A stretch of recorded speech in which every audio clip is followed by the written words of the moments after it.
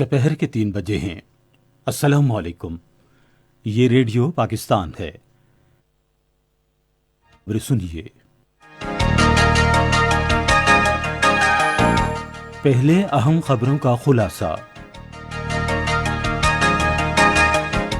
وزیر اعظم نے کہا ہے کہ پاکستان انفارمیشن ٹیکنالوجی کے شعبے کے ذریعے انقلاب لا کر تیزی سے ترقی کر سکتا ہے۔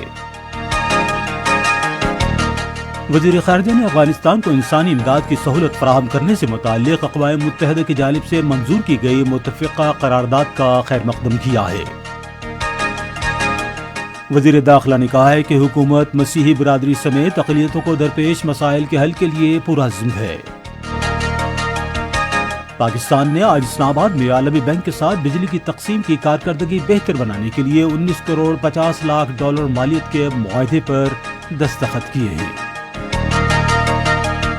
بھارت کے غیر قانونی زیر قبضہ جموں و کشمیر میں نیشنل کانفرنس نے کہا ہے کہ حلقہ بندی کمیشن کشمیر کے عوام کو بے اختیار کرنے کے لیے بھارتیہ جنتا پارٹی کے ایجنڈے کی تکمیل کر رہا ہے۔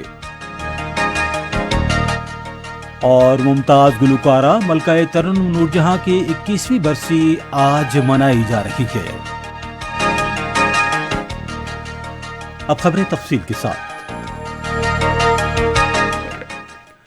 وزیر اعظم عمران خان نے کہا ہے کہ پاکستان انفارمیشن ٹیکنالوجی کے شعبے کے ذریعے انقلاب لا کر تیزی سے ترقی کر سکتا ہے۔ وہ آج لاہور میں اسپیشل ٹیکنیکل زون ٹیکنوپولس کا سنگ بنیاد رکھنے کی تقریب سے خطاب کر رہے تھے۔ انہوں نے کہا کہ بیرون ملک مقیم پاکستانی ہمارا قیمتی اثاثہ ہیں۔ انہوں نے کہا کہ لاہور ٹیکنوپولس کے قیام کا مقصد پاکستانی کمپنیوں کو سہولت فراہم کرنا ہے۔ وزیر اعظم نے کہا کہ معاشی سرگرمیوں کو تیز کرنے کے لیے کاروبار میں حائل رکاوٹیں دور کی جا رہی ہیں۔ انہوں نے کہا کہ برآمدات کا فروغ اور نئی ملازمتوں کے مواقع پیدا کرنا بنیادی مسائل ہیں۔ انہوں نے کہا کہ برآمدات میں اضافے کیے بغیر معیشت ترقی نہیں کر سکتی۔ عمران خان نے کہا کہ چین نے اعلیٰ سطح پر بدعنوانی پر قابو پا کر اور برآمدات کو فروغ دے کر معاشی قوت کا درجہ حاصل کیا ہے۔ اس سے پہلے وزیر اعلیٰ پنجاب سردار عثمان بزدار نے کہا کہ اسپیشل ٹیکنالوجی زون لاہور ٹیکنوپولس کے قیام کے لیے 700 ایکڑ اراضی مختص کی جائے گی۔ انہوں نے کہا کہ اسپیشل ٹیکنالوجی زون اور نالج پارک سے خطہ ترقی کرے گا۔ انہوں نے امید ظاہر کی کہ یہ منصوبہ جلد مکمل ہوگا۔ وزیر خارجہ شاہ محمود قریشی نے کہا ہے کہ پاکستان اسلام آباد میں اسلامی تعاون تنظیم کے وزیر خارجہ کونسل کے غیر معمولی اجلاس کے تناظر میں افغان عوام کی حمایت میں رونما ہونے والی 2 اہم پیش رفت کا خیر مقدم کرتا ہے۔ ایک ٹویٹ میں انہوں نے کہا کہ اقوام متحدہ کی سلامتی کونسل نے افغانستان کو بنیادی ضروریات پر مبنی امداد کی فراہمی کے لیے قرارداد منظور کی ہے۔ انہوں نے کہا کہ دوسری پیش رفت یہ ہے کہ امریکہ نے امریکی اور اقوام متحدہ کے حکام کو طالبان کے ساتھ کاروبار کے لیے امریکی پابندیوں سے استثناء دیا ہے تاکہ امداد کی فراہمی کا عمل آسان ہو سکے۔ وزیر داخلہ شیخ رشید احمد نے کہا ہے کہ حکومت مسیحی برادری سمیت اقلیتوں کو درپیش مسائل کے حل کے لیے پرعزم ہے۔ وہ آج کرسمس تقریبات کے سلسلے میں وفاقی ترقیاتی ادارے اسلام آباد میں ایک تقریب سے خطاب کر رہے تھے۔ وزیر داخلہ نے کہا کہ وفاقی دارالحکومت میں مسیحی برادری کو درپیش رہائشی مسائل کے حل کے لیے تمام کوششیں کریں گے۔ انہوں نے سی ڈی اے انتظامیہ کو مسیحی برادری کے کارکنوں کو تنخواہیں اس ماہ کی 25 تاریخ سے پہلے ادا کرنے کی ہدایت کی۔ اطلاعات و نشریات کے وزیر مملکت فاروق حبیب نے کہا ہے کہ حکومت انفارمیشن ٹیکنالوجی کے شعبے کی برآمدات بڑھانے پر خصوصی توجہ دے رہی ہے۔ آج اسلام آباد میں ایک تقریب سے خطاب کرتے ہوئے انہوں نے کہا کہ 2018 میں انفارمیشن ٹیکنالوجی کے شعبے کی برآمدات 80 کروڑ ڈالر تھیں اور اب ان برآمدات میں نمایاں اضافہ ہوا ہے۔ انہوں نے کہا کہ نوجوان نئے تصورات کے ساتھ اپنے کاروبار شروع کر سکتے ہیں اور کامیاب جوان پروگرام کے تحت بینکوں سے 10 لاکھ روپے تک کا قرض حاصل کر سکتے ہیں۔ انہوں نے کہا کہ وہ دوسرے مرحلے میں 2 کروڑ 50 لاکھ روپے تک قرض حاصل کر سکتے ہیں۔ انہوں نے کہا کہ اسٹارٹ اپس پروگرام میں 30 کروڑ ڈالر سے زائد کی سرمایہ کاری کی گئی ہے۔ فاروق حبیب نے کہا کہ وظائف کے پروگرام کے تحت 2 لاکھ مستحق طلبہ کو تعلیمی وظائف دیے جائیں گے۔ انہوں نے کہا کہ تعمیراتی شعبے کے لیے بھی خصوصی مراعات دی جا رہی ہیں اور اس مقصد کے لیے 1000 ارب روپے مختص کیے گئے ہیں، جبکہ کم لاگت کے گھروں کی تعمیر کے لیے 100 ارب روپے مختص کرنے کی منظوری بھی دی گئی ہے۔ پاکستان کی حکومت نے آج اسلام آباد میں عالمی بینک کے ساتھ بجلی کی تقسیم کی کارکردگی بہتر بنانے کے لیے 19 کروڑ 50 لاکھ ڈالر مالیت کے معاہدے پر دستخط کیے ہیں۔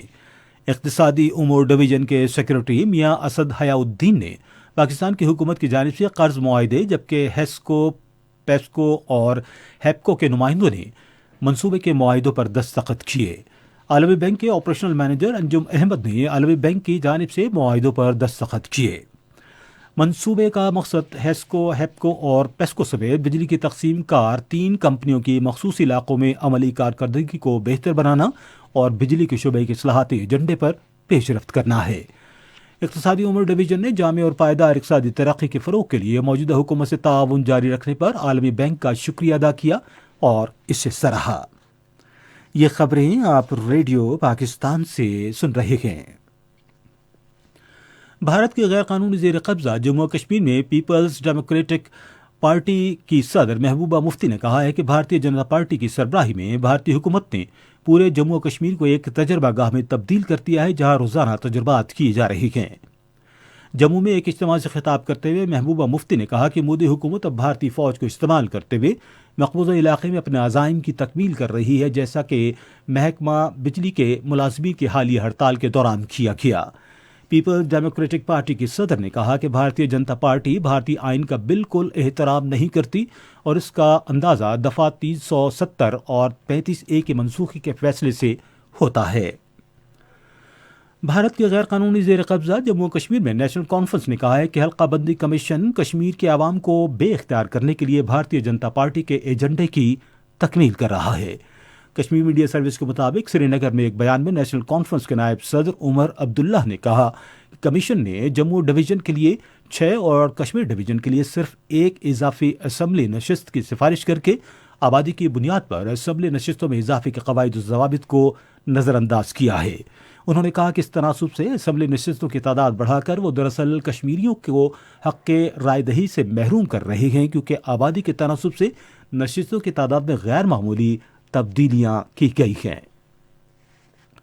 عمر عبداللہ نے کہا کہ مودی حکومت 2018 سے ایک سوچے سمجھے منصوبے کے تحت کشمیریوں کو بے اختیار کر رہی ہے اور حلقہ بندی کمیشن کی تجاویز اسی سمت ایک اور قدم ہے۔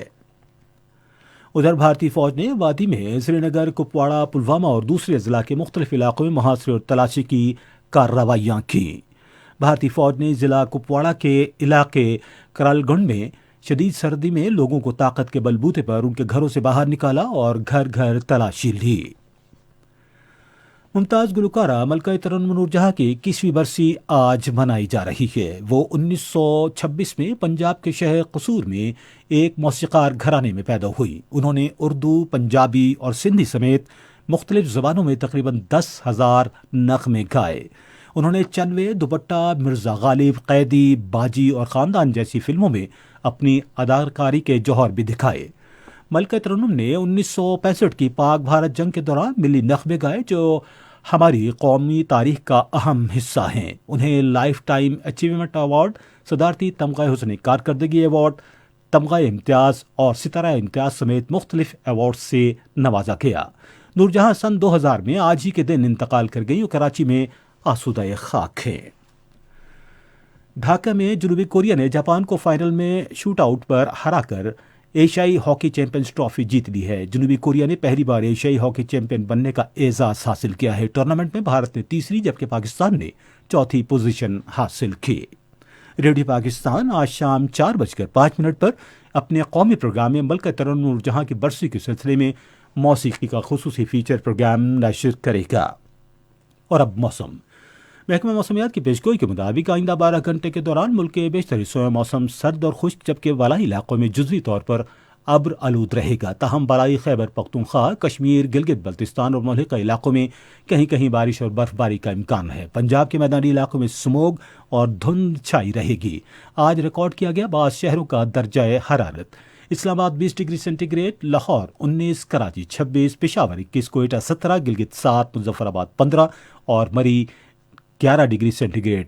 محکمہ موسمیات کی پیشگوئی کے مطابق بھارت کے غیر قانونی زیر قبضہ جموں و کشمیر میں آج ریکارڈ کیا گیا درجہ حرارت: سری نگر، پلوامہ اور بارہمولہ میں 7 ڈگری سینٹی گریڈ، جموں 19، لے -3، شوپیاں اور اننت ناگ میں 4 ڈگری سینٹی گریڈ۔ اسی کے ساتھ خبریں ختم ہوئی. مزید خبروں اور تجزیوں کے لیے آئیے ہماری ویب سائٹ پر radio.gov.pk اور فیس بک کے link radio Pakistan news official پر براہ راست ویڈیو اسٹریمنگ بھی ملاحظہ کیجیے.